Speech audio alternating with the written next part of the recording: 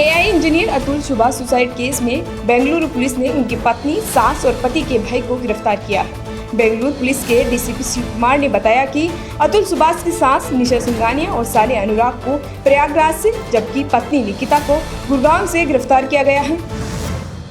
केंद्रीय गृह मंत्री अमित शाह छत्तीसगढ़ के दौरे पर हैं। वे कल रात ही रायपुर पहुंच चुके हैं। आज वे राष्ट्रपति पुलिस क्लर्क्स अवार्ड परेड में शामिल हुए। इससे पहले वे बस्तर ओलंपिक के तहत संभागीय स्तर पर प्रतियोगिता में शामिल हुए और विजेताओं को पुरस्कृत किया। वहीं शाह का यहां से जगदलपुरा जाने का कार्यक्रम प्रस्तावित है। पहले चर्चा थी कि मोदी सरकार सोमवार को एक देश एक चुनाव विधेयक लोकसभा में पेश कर सकती है, लेकिन अब इसे कुछ दिन के लिए टाल दिया गया है। जानकारी के मुताबिक अब इसे सप्ताह के बाद के किसी भी दिन पेश किया जा सकता है। इससे पहले सरकार विधि कार्यों को पूरा करेगी। गौरतलब है कि दो विधेयक, संविधान 129वां संशोधन विधेयक और संघ राज्य क्षेत्र कानून संशोधन विधेयक सोमवार को लोकसभा में पेश किए जाने के लिए सूचीबद्ध थे।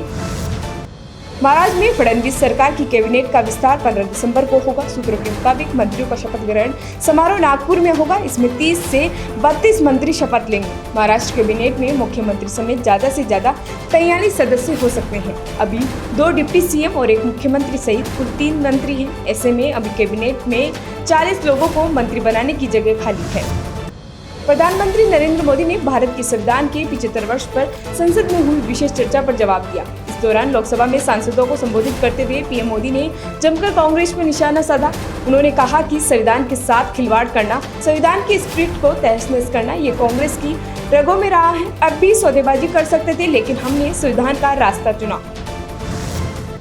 वहीं पीएम मोदी के भाषण पर कांग्रेस महासचिव केसी वेणुगोपाल ने प्रतिक्रिया दी। उन्होंने कहा कि यह उनके पहले के भाषणों को स्पष्ट दोहराव था। देश को पीएम से मणिपुर, अडानी मुद्दे और संबल हिंसा पर जवाब की उम्मीद थी। पूरा देश निराश है, उनका दोहराया और एकमात्र एजेंडा संविधान के मुद्दे पर कांग्रेस पार्टी को दोषी ठहराना है। हर कोई जानता है कि संविधान पर आरएसएस का रुख क्या था। उन्होंने कहा कि इस देश में एक राष्ट्र और एक चुनाव बिल्कुल भी व्यवहारिक नहीं है। हम इसे स्वीकार नहीं कर सकते।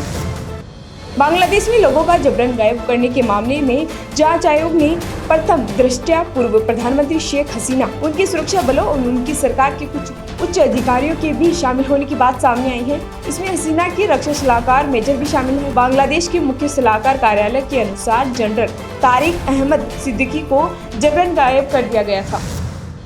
अमेरिका में डोनाल्ड ट्रंप के राष्ट्रपति बनते ही भारतीय प्रवासियों की मुश्किलें बढ़ सकती हैं। वहां से करीब 18,000 भारतीयों को निकाला जा सकता है। ये सभी लोग अवैध प्रवासी हैं, जिनके पास अमेरिका की नागरिकता नहीं और वहां की नागरिकता हासिल करने के अधिकार भी नहीं है।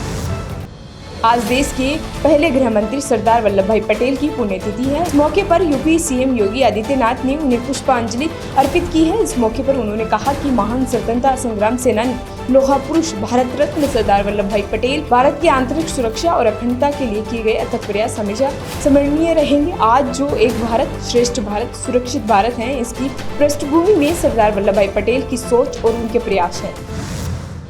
उपराष्ट्रपति जगदीप धनखड़ ने विज्ञान के क्षेत्र में ग्वालियर को आज एक बड़ी सौगात दी। दरअसल उन्होंने यहां देश के पहले जियो साइंस म्यूजियम का लोकार्पण किया। यह सौगात केवल ग्वालियर ही नहीं बल्कि एशिया का सबसे बड़ा भूविज्ञान संग्रहालय है। करीब 35 करोड़ रुपए की लागत से यह म्यूजियम बनकर तैयार हुआ है। इसमें भूगर्भ से जुड़े कई रहस्य भी उजागर होंगे। चुनाव में महिला वोटर्स को लुभाने के लिए नई नई योजनाओं का ऐलान किया जा रहा है। इस क्रम में बिहार के अगले साल होने वाले विधानसभा चुनाव को मद्देनजर रखते हुए तेजस्वी यादव ने महिला वोटर्स को लुभाने के लिए माई बहन मान योजना की घोषणा की है। तेजस्वी ने कहा कि उनकी सत्ता के आने पर इस योजना के तहत महिलाओं को हर महीने 2500 रुपए दिए जाएंगे। यह पहली बार नहीं है जब आरजेडी नेता तेजस्वी यादव ने वोटर्स के लिए कोई घोषणा की है। इससे पहले उन्होंने बिहार में उपभोक्ताओं को 200 यूनिट मुफ्त बिजली देने का वादा किया।